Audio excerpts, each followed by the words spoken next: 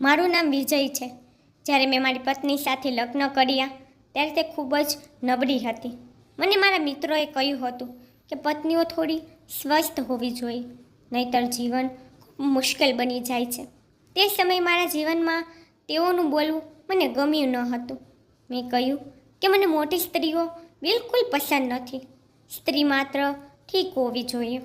મારા મિત્રોએ કહ્યું કે અમે કહ્યું કે તું સમજ્યો નહીં. મેં કહ્યું કે તમે મારી વાત સમજતા નથી. તમે તમારા પોતાના કામમાં ધ્યાન રાખો. તેઓને મેં ગુસ્સામાં થોડીક વાતો સંભળાવી દીધી. તે મારા મિત્ર હતા, તેને ખરાબ ન લાગ્યું. પણ જ્યારે હું મારી પત્નીને મળ્યો ત્યારે મને લાગ્યું કે મારી પત્નીમાં તો કંઈ નથી. તેને જોઈને એવું લાગતું હતું કે તેમાં નકરા હાડકાં છે. મેં કહ્યું કે જાડી છોકરીઓ ઘરનું કામ નથી કરી શકતી. પાતળી છોકરી આવશે તો કામકાજ કરવા માટે દોડશે અને ગમે તેમ કરીને પત્નીને 2-3 બાળકો થાય ત્યારે તે જાડી થઈ જ જાય છે.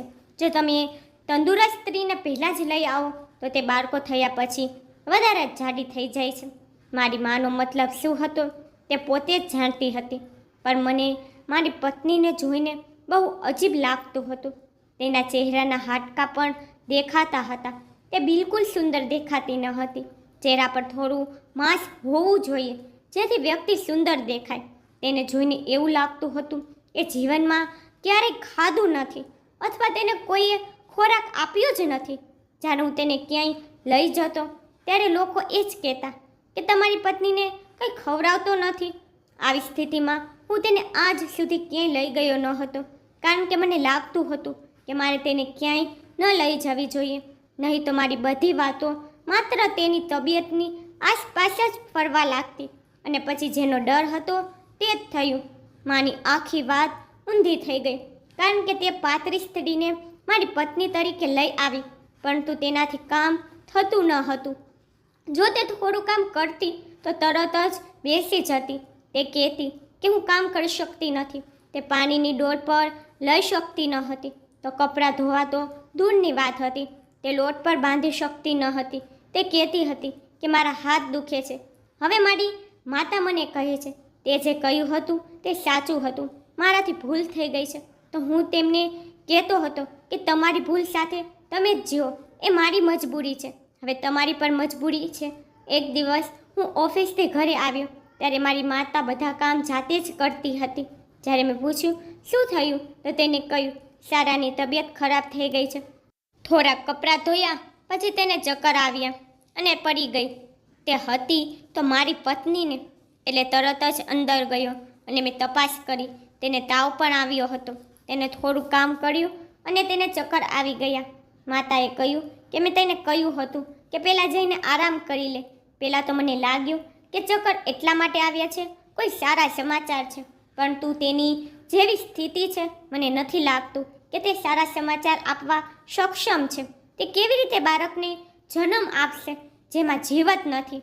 હું પણ ખૂબ અસ્વસ્થ થઈ ગયો હતો, પણ પછી મેં મારી માતાને સાંત્વના આપી, કારણ કે મા પોતે બ્લડ પ્રેશરની દર્દી હતી. મેં તેમને કહ્યું કે પાતળી સ્ત્રીને જાડી બનાવવી સહેલી વાત છે, પણ જાડી સ્ત્રીને પાતળી બનાવવી સહેલું નથી.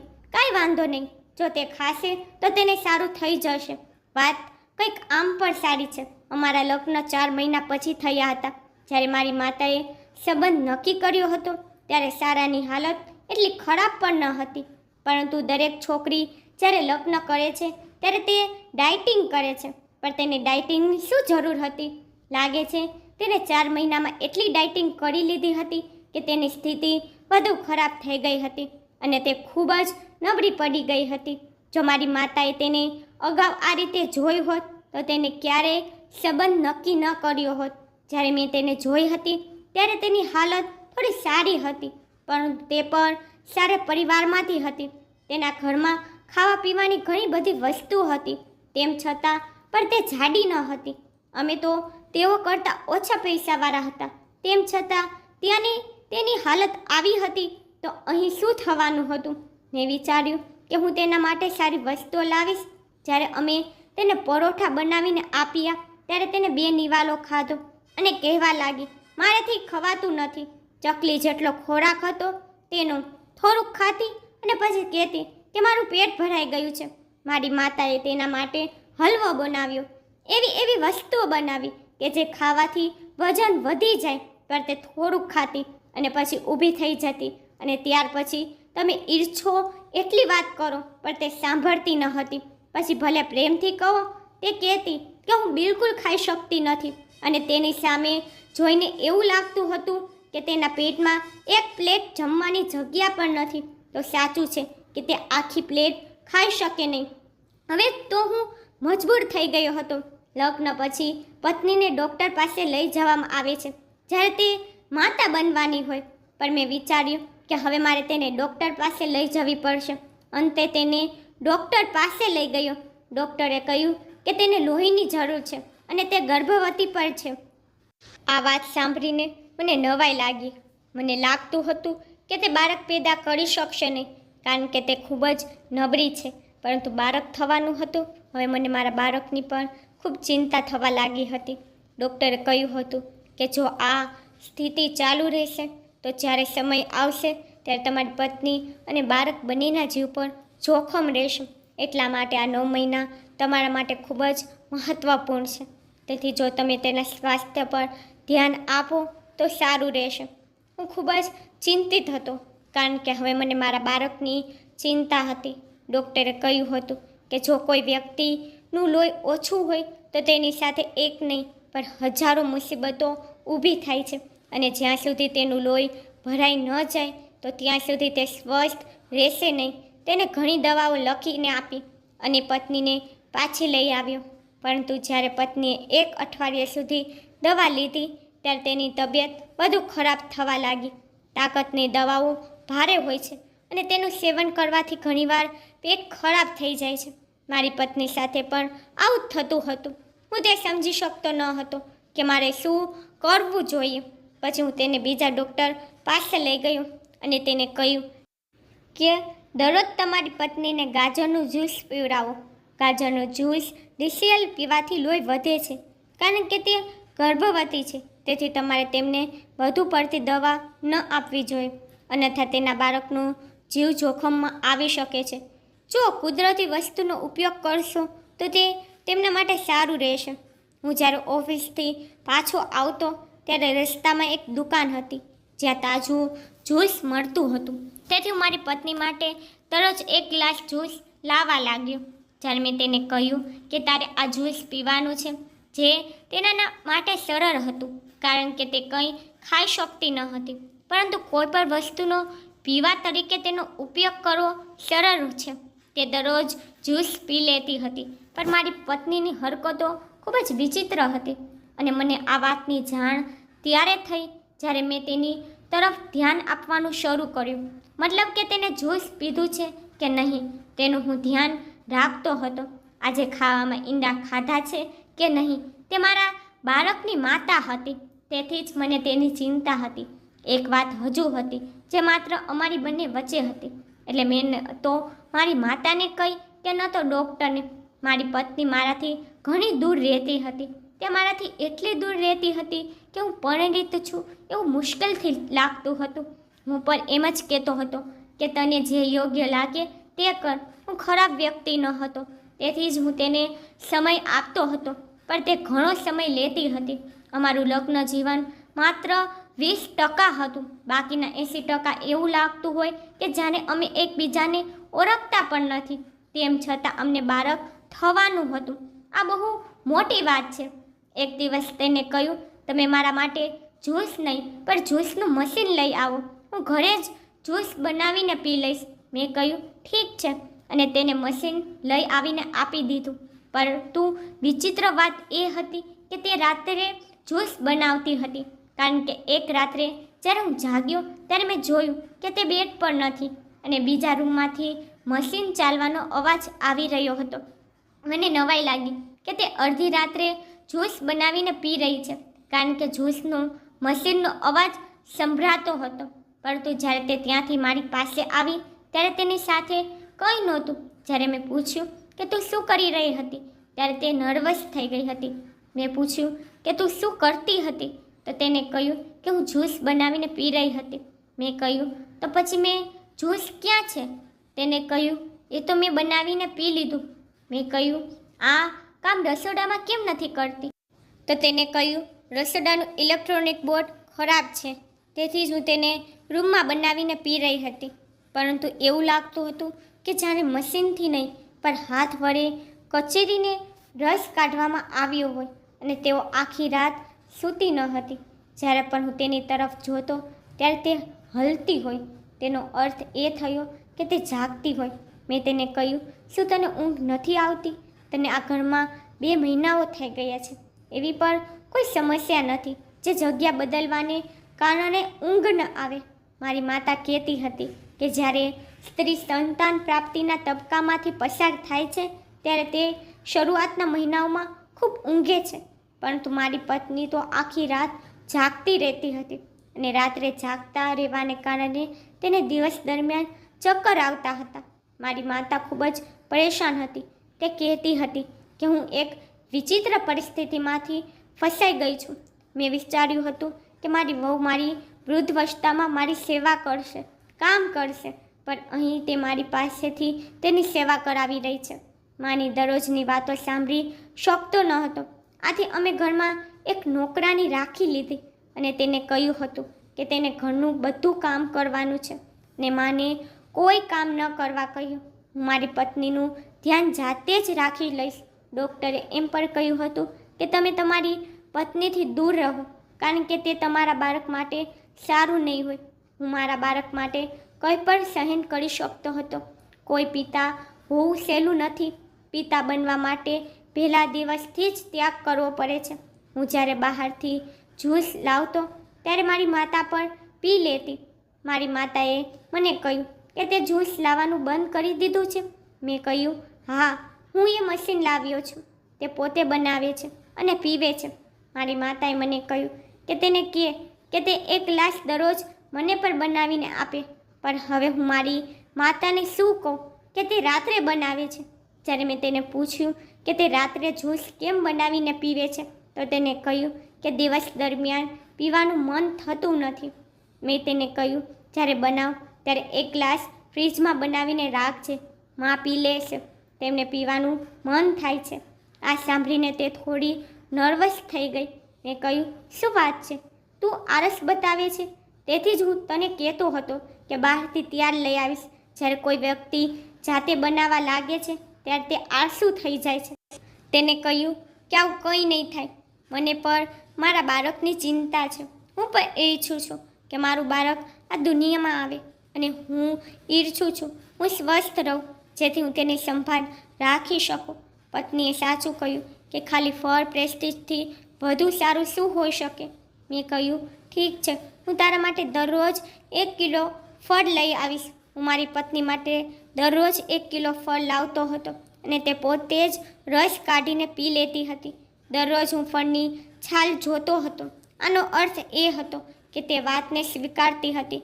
તે સ્પષ્ટ છે, તેને પણ તેના બાળકની ચિંતા હતી. પણ મને મારી પત્ની વિશે એક મિત્ર પાસેથી ખબર પડી કે મેં જે છોકરી સાથે લગ્ન કર્યા છે તે ખૂબ જ ગરીબ વ્યક્તિ છે. સારું થયું તે એક અનાથ છોકરી સાથે લગ્ન કર્યા. મેં કહ્યું, મારી પત્ની અનાથ નથી, તેના માતા પિતા છે. તો તેને કહ્યું, ના, તેના માતા પિતા હવે આ દુનિયામાં નથી. બહુ જૂની વાત છે. મારા પિતા મને કહે છે, મોહલ્લામાં અચાનક અવાજ આવ્યો હતો. તેમના ઘરમાં વીજળીનો આંચકો લાગવાથી તેમના માતા પિતા મૃત્યુ પામ્યા હતા, પરંતુ તે બાળકી બચી ગઈ હતી. તે આ ઘર વિશે જ વાત છે. મેં મારા મિત્રને ઘર વિશે જણાવ્યું તો તેને કહ્યું, ઘર તે જ છે. મેં કહ્યું, મારે સાસુ સસરા છે અને તેઓ તેમની દીકરીને તેમની દીકરી કહે છે. તેઓએ કહ્યું, નહીં, કે આ અમારી દીકરી નથી.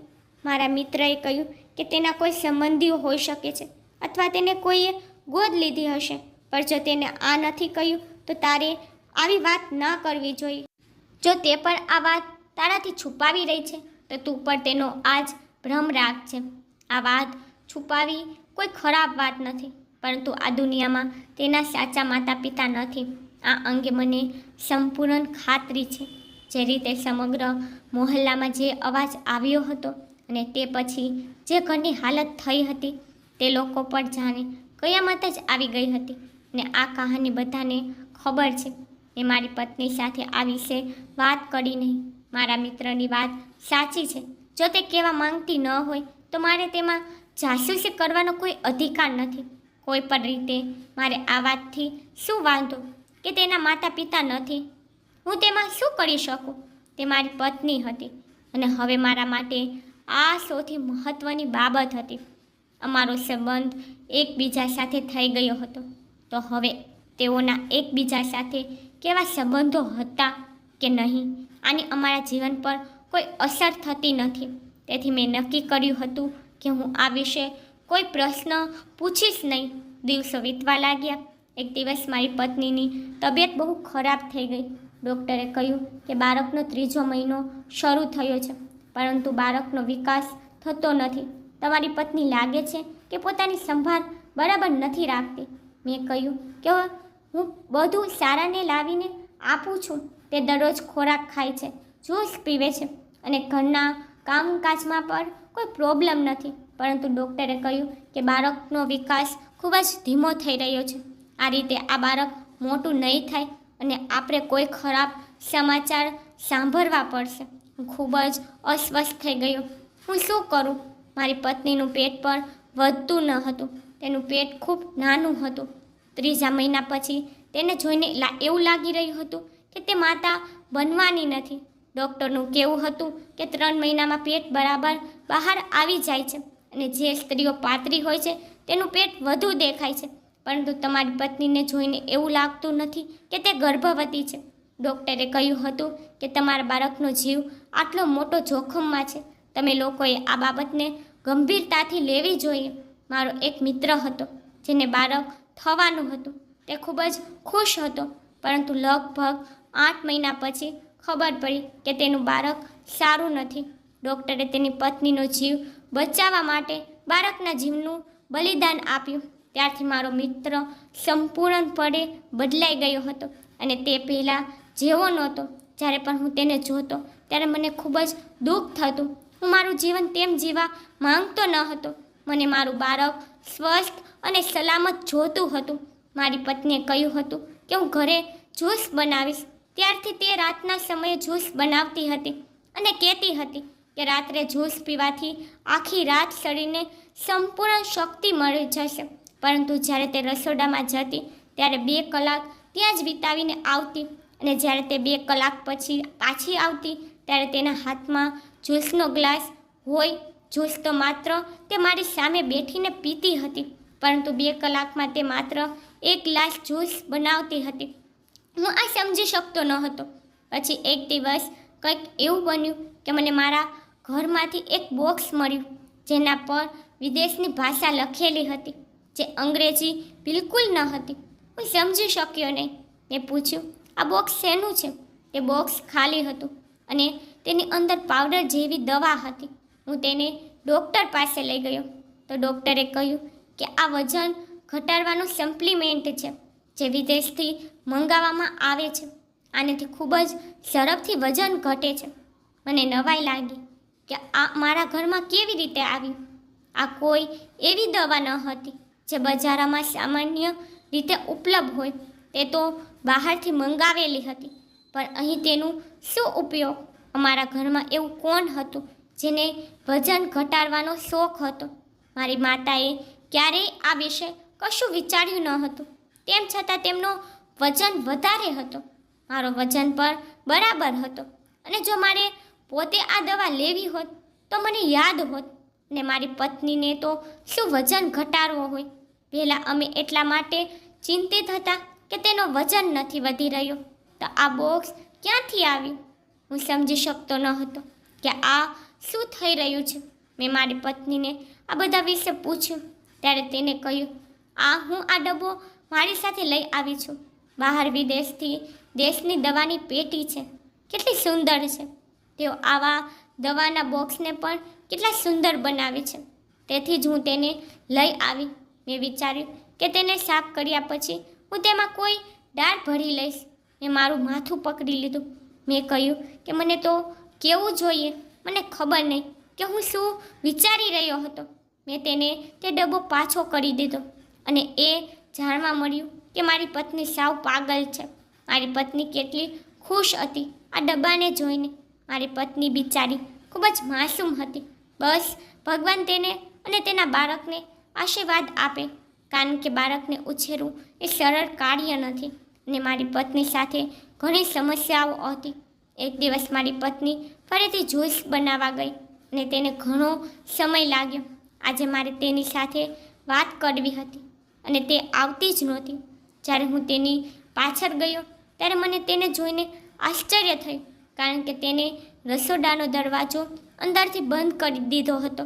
મેં દરવાજો ખટખટાવ્યો તો તેને 5 મિનિટ પછી દરવાજો ખોલ્યો. મેં કહ્યું, દરવાજો બંધ કરવાની શું જરૂર હતી? તેને કહ્યું કે અવાજ ન આવે તે માટે મેં દરવાજો બંધ કર્યો, કારણ કે જ્યારે જ્યુસ બનાવીએ છીએ ત્યારે જ્યુસના મશીનમાંથી ખૂબ જ જોરથી અવાજ આવે છે. આ અવાજ સાંભળીને માં જાગી જશે. વાત તો તેની સાચી હતી. મેં કહ્યું, ઠીક છે, દરવાજો બંધ કરો, પણ લોક કરવાની જરૂર નથી. જો દરવાજો અંદરથી બંધ થઈ જશે તો તું શું કરીશ? તારી તબિયત પણ સારી નથી. કેટલી વખત તને ચક્કર પર આવી જાય છે. હું તેને પાછો રૂમમાં લઈ આવ્યો. ડૉક્ટરે ફરીથી ખરાબ સમાચાર આપ્યા. તેને કહ્યું કે તમારા બાળકની હાલત બિલકુલ સારી નથી ને તમારી પત્નીનું પેટ પણ વધતું નથી. હું વિચારતો રહી ગયો કે મારે શું કરવું. મારી બાજુથી મેં બધું કર્યું હતું. ડૉક્ટર એવી વિચિત્ર વાતો કહેતા હતા કે હું સમજી શકતો ન હતો. તે એવી રીતે વાત કરી રહી હતી કે જાણે મારી પત્ની આખો દિવસ કામ કરે છે અને અમે તેને ખાવા માટે કંઈ આપતા નથી. તે મારા પર શંકા પર કરી રહી હતી કે કદાચ અમે તેના પર જુલ્મ કરીએ છીએ અને આ બિચારી છોકરી કશું જ નથી કહેતી. તેને એકલતામાં પણ મારી પત્નીને એવી વાત પૂછી કે આ દિવસોમાં પણ આવું થાય છે, પરંતુ તેને મારી પત્નીને એક ખૂબ જ વિચિત્ર વાત કહી. તેને મારી પત્નીથી પૂછ્યું, શું તમે ફિટ કપડાં પહેરતા નથી ને? શું તમે તમારી પીઠ પર સૂઈ જાઓ છો? કારણ કે તમારું પેટ એકદમ દબાયેલું લાગે છે. આ સાંભળીને મને ખૂબ જ આશ્ચર્ય થયું. એકવાર મારી પત્ની સૂઈ જાય પછી હું પણ સૂઈ જતો, પણ તે હંમેશા હું સૂઈ જાઉં પછી જ સૂતી હતી. તેથી જ મને ખબર નહીં કે તે કેવી રીતે સૂતી હતી. હું સવારે જાગતો તે જ પહેલાં તે નાસ્તો તૈયાર કરતી હોતી. એક દિવસ મેં રાત્રે મારી પત્ની પર નજર રાખવાનું વિચાર્યું. મેં અડધી રાતનું એલાર્મ સેટ કર્યું અને ફોનને મારા કાનની એકદમ નજીક રાખ્યો, જેથી માત્ર મને જ એલાર્મનો અવાજ સંભળાય. અને પછી અડધી રાત્રે મેં મારી પત્નીને જોઈને અને હું આશ્ચર્યચકિત થઈ ગયો. મારી પત્નીનું પેટ એવી રીતે હલતું હતું કે જાણે તેની અંદર કંઈક ભારે વસ્તુ હોય. મેં મારી આંખોને મીચીને ધ્યાનથી જોયું કે આ શું થઈ રહ્યું છે. જ્યારે મેં તેને હાથમાં પકડવાનો પ્રયાસ કર્યો ત્યારે મારી પત્ની જાગી ગઈ અને ગભરાઈને બાથરૂમમાં દોડી ગઈ. જ્યારે તે પાછી આવી ત્યારે આવું કંઈ નહોતું. હું તેને મેં કહ્યું, મેં આ બધું જોયું છે. તો તેને કહ્યું કે તે બાળકની હરકત હશે. મેં કહ્યું, બાળક કેવી રીતે કરી શકે જ્યારે ડૉક્ટર કહેતા હતા કે આપણું બાળક ખૂબ જ નબળું છે અને બરાબર વધતું પણ નથી. તો તેને કહ્યું કે તો બીજું શું હોઈ શકે મારા પેટમાં? તમે જોયું ને, મારું પેટ ડગતું હતું. તો સ્પષ્ટ છે કે તે બાળકની હરકત હશે અને બીજું શું હોઈ શકે? તમે શું કહી રહ્યા છો? કદાચ તમારો કોઈ વહેમ હશે, કારણ કે તમે પણ ઊંઘમાં હતા. હું ખરેખર ઊંઘમાં હતો અને રાતનો સમય હતો, પણ અત્યારે તો મારી પત્ની સાથે આવું કંઈ ન હતું. તેને કહ્યું, જુઓ, અત્યારે કંઈ નથી થઈ રહ્યું ત્યાં સુધી કે અડધી કલાકમાં પણ કંઈ નહીં થાય તો આ શું થઈ રહ્યું છે તેની મને ખબર નથી. મેં મારી માતાને પણ પૂછ્યું તો તેમણે કહ્યું કે બાળક તો 5મા મહિનામાં જ હલનચલન શરૂ કરે છે. 3જા મહિનાનું બાળક ક્યાં હાલે છે? તે એક વટાણા કરતાં પણ નાનું હોય છે. હું ડૉક્ટરને આ વાત કહીને તેમને મુશ્કેલીમાં મૂકવા માંગતો ન હતો, કારણ કે તેનું પણ સમજાતું ન હતું. હવે મારી પાસે એક જ રસ્તો હતો કે હું મારી પત્ની પર નજર રાખું અને તપાસ કરું કે તે આ બધું શું કરે છે. થોડા દિવસો પછી અમને ખબર પડી કે અમારા રસોડામાંથી ખૂબ જ ખરાબ વાસ આવી રહી હતી. જ્યારે મેં જોયું ત્યારે મને સમજાયું કે અમારા ડીપ ફ્રીઝરની પાછળ કોઈ ખાદ્ય સામગ્રીમાંથી આવી રહી હતી. પણ આ એ જ ફળ છે જે હું મારી પત્ની માટે પ્લેટમાં થોડાક ટુકડા લાવતો અને કહેતો કે હું ઓફિસે જાઉં છું, તું આને ખાઈ લેજે. પરંતુ તે ખાતી ન હતી અને ફ્રીઝરની પાછળ ફેંકી દેતી હતી. મારી માતાને પણ આ વાતની જાણ થઈ ગઈ. મેં કહ્યું, અત્યારે કંઈ ન કહેતા, મારી પત્ની ચોક્કસ કંઈક ચક્કર ચલાવે છે, મને પહેલાં શોધવા દો, પછી હું તમને આખી વાત કહીશ. અને મારી પત્નીને આ ખબર ન પડવા દીધી. અમને આ વાત ખબર પડી ગઈ છે. અમે તે જગ્યા સાફ કરી નાખી, કારણ કે તે દિવસ મારી પત્ની તેના માતા પિતાના ઘરે ગઈ હતી. મારી પત્નીની હરકતો ખૂબ જ વિચિત્ર હતી. તે એટલો ખોરાક પણ ખાતી નહોતી જેટલો એક વ્યક્તિને ખાવો જોઈએ. બાળકનો જીવ જોખમમાં હતો. બાળક વસ્તુ ન હતું. 2 કલાક તે પોતાને રસોડામાં બંધ કરી લેતી હતી અને હું તેને જે પણ ખાવાની વસ્તુ આપતો તેને ફેંકી દેતી હતી. શું તેને અમારા બાળકની ચિંતા ન હતી? શું તે માતા બનવા માંગતી ન હતી? જો તે માતા બનવા માંગતી ન હતી તો તેને આ વાત મને પહેલાં જણાવી જોઈતી હતી. હવે શા માટે મારું લોહી બાળતી હતી? એકવાર હું મારી પત્નીને આઈસ્ક્રીમ ખવડાવવા લઈ ગયો અને મેં તેને કહ્યું કે આજે તારે મારી સામે બેસીને આઈસ્ક્રીમ ખાવી પડશે, આ આખો કપ પૂરો કરવો પડશે. પણ મારી પત્નીનો ચહેરો એવો થઈ ગયો જાણે મેં તેની સામે ઝેરનો પ્યાલો મૂક્યો હોય. તે ખાતી ન હતી અને વિચિત્ર નજરે તેની સામે જોઈ રહી હતી, જેમ કે જો તે ખાશે તો કોણ જાણે શું થઈ જશે. મેં કહ્યું, ખા, નાનો કપ છે અને તારે કંઈ પણ મીઠું ખાવાની જરૂર છે. મારી પત્નીએ માંડ 1 ચમચી ખાધી અને પછી કહેવા લાગી, મારું મન નથી.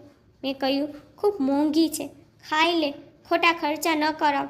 પરંતુ તે ખાતી ન હતી. મેં થોડો આગ્રહ કર્યો તો તે ચીસો પાડવા લાગી. તેને કહ્યું, જ્યારે મારે નથી ખાવી તો તમે મારી પાછળ કેમ પડ્યા છો? અરે નથી ખાવી એટલે નથી ખાવી, નહીંતર હું જાડી થઈ જઈશ. મને આશ્ચર્ય થયું કે જાડી થઈ જઈશ નો અર્થ શું છે? તે એમ પણ થોડા દિવસોમાં જ જાડી થઈ જશે. તો આ બધું શું કરી રહી હતી? એક દિવસ હું મારી પત્નીની પાછળ ગયો. તે રસોડામાં ગઈ. જ્યારે તેને કહ્યું કે તે જ્યુસ બનાવવા જઈ રહી છે. અડધી કલાક વીતી ગઈ હતી. હું રસોડામાં ગયો ત્યારે દરવાજો બંધ હતો. મેં દરવાજો ચાવીથી ખોલ્યો. તે પણ આશ્ચર્યચકિત થઈ ગઈ. પણ સામેનું દ્રશ્ય જોઈને મને પણ આશ્ચર્ય થયું. મારી પત્નીએ ગાજરનો જ્યુસ બનાવ્યો હતો, પરંતુ વાસ્તવમાં તે જ્યુસમાં પાતળી થવાની દવા ભેરવતી હતી. એનો મતલબ એ કે જે મને ડબ્બો મારા ઘરેથી મળ્યો હતો તેની પાસે એક બીજો હતો. તેને કહ્યું હતું કે તે પાડોશીના ઘરેથી લઈ આવી છે, એટલે કે તે ફળોના જ્યુસમાં પાતળી થવાની દવા ભેરવીને સપ્લિમેન્ટ્સ પીતી હતી અને ખોરાક તે ખાતી નહોતી. અને મને બીજી એક વસ્તુ જોઈને આશ્ચર્ય થયું. મારી પત્નીએ તેના પેટ પર એક મશીન પહેરી હતી, જેના કારણે તેનું પેટ વાઇબ્રેશન દ્વારા હલતું હતું અને આવી રીતે વજન ઓછો થતો હતો. આ એ જ મશીન હતું જે અવાજ હું રાત્રે પણ સાંભળી શકતો હતો. અને મારી પત્ની કહેતી હતી કે તે જ્યુસ મશીન છે, જ્યારે જ્યુસવાળા મશીનને તેને સ્પર્શ પર કર્યો ન હતો. આ મશીન એવા લોકો માટે બનાવવામાં આવી હતી જેઓ તેમના પેટની ચરબી ઘટાડવા માંગતા હોય. મારી પત્નીનું પેટ બાળકના કારણે વધી રહ્યું હતું, તેથી તે પોતાનું પેટ ઓછું કરવા માટે આ મશીનનો ઉપયોગ કરી રહી હતી. મેં મારું માથું પકડી લીધું. હું મારી પત્નીનો હાથ પકડીને તેને મારા રૂમમાં લઈ આવ્યો. તોડફોડના અવાજથી મારી માતા પર જાગી ગઈ અને તેને બધી વાત કહી. મેં કહ્યું, શરમ નથી આવતી તને? આ સ્થિતિમાં તું આવા કામો કરે છે? મારી પત્ની રડવા લાગી અને રડતા બેહોશ થઈ ગઈ. તેના માતા પિતાને પણ બોલાવ્યા. તેમને આખી વાત કહી દીધી. એ પણ કહ્યું કે બાળકનો જીવ જોખમમાં છે. તેથી તેના માતા પિતાએ માથું નમાવ્યું અને તેઓએ કહ્યું કે તે ખૂબ જ નાની હતી જ્યારે તેના માતા પિતા તેની સામે આ દુનિયા છોડી ગયા. ત્યારથી તેને ઘણો આઘાત લાગ્યો હતો અને તેને એક રોગ થયો છે જેમાં તે ખાવાથી ડરે છે અથવા તે ખૂબ જ ઓછું ખાય છે. તેને લાગે છે કે જો તે વધારે ખાઈ લેશે તો તે જાડી થઈને મરી જશે. આ બીમારી અમારી દીકરીને એટલે થઈ છે કારણ કે તેને ખૂબ જ આઘાત સહન કર્યો છે.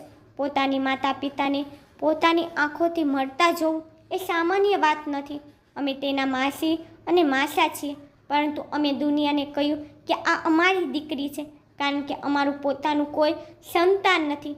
અમારી ભૂલ છે કે અમે તમને આ વાત કહી ન હતી.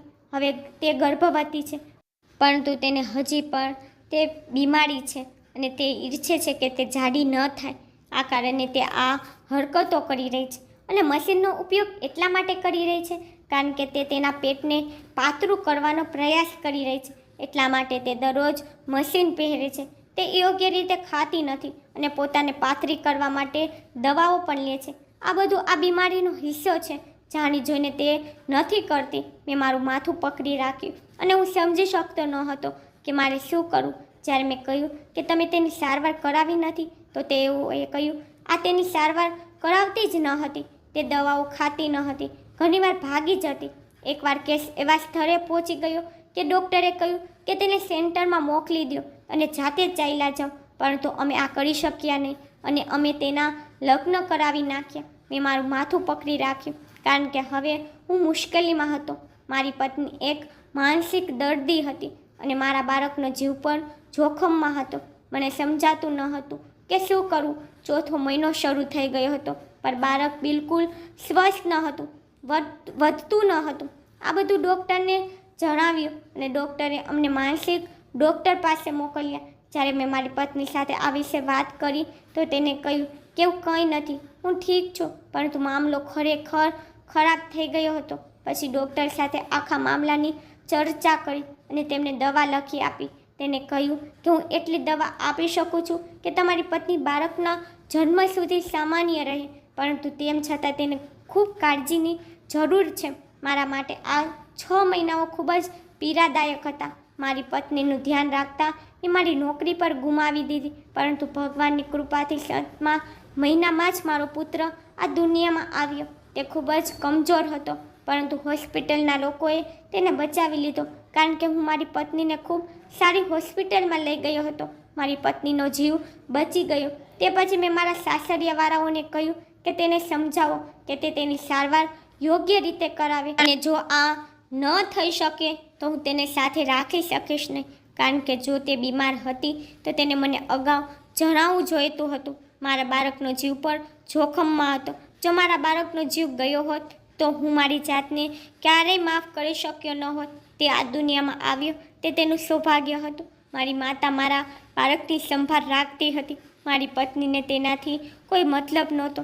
તે તેને પણ અજીબ નજરે જોતી હતી. મેં મારી પત્નીને પાછી મોકલી દીધી અને મારા સસરાએ કહ્યું કે તે કોઈક રીતે તેની સારવાર કરાવશે. ગમે તેમ કરીને કરાવીશું, કારણ કે વાંક અમારો હતો. અમે તમને કહ્યું ન હતું. જે બાદ તેની સારવાર શરૂ કરવામાં આવી હતી અને તે હજુ પણ ત્યાં જ છે. હું મારા બાળકને મેળવીને ખુશ છું. હું તે પ્રયાસ કરીશ કે મારી પત્ની પર સ્વસ્થ થઈને મારી પાસે પાછી આવી જાય. હું તેનું જીવન બગાડવા માંગતો નથી, પરંતુ તેને સાથે રાખવામાં ઘણું જોખમ છે. તે કાલે મારા બાળકને પણ નુકસાન પહોંચાડી શકે છે, કારણ કે માનસિક બીમારીનો દર્દી ગમે ત્યારે કંઈ પણ કરી શકે છે. મારી માતા મારા બાળકની સંભાળ રાખે છે અને હું ફરીથી નોકરી શોધી રહ્યો છું. આશા છે કે બધું સારું થઈ જશે. તો મિત્રો, તમને મારી સ્ટોરી પસંદ આવે છે તો લાઈક, શેર, સબસ્ક્રાઈબ કરી નાખજો. તમને મારી સ્ટોરી કેવી લાગી મને કોમેન્ટમાં જરૂરથી કહેજો.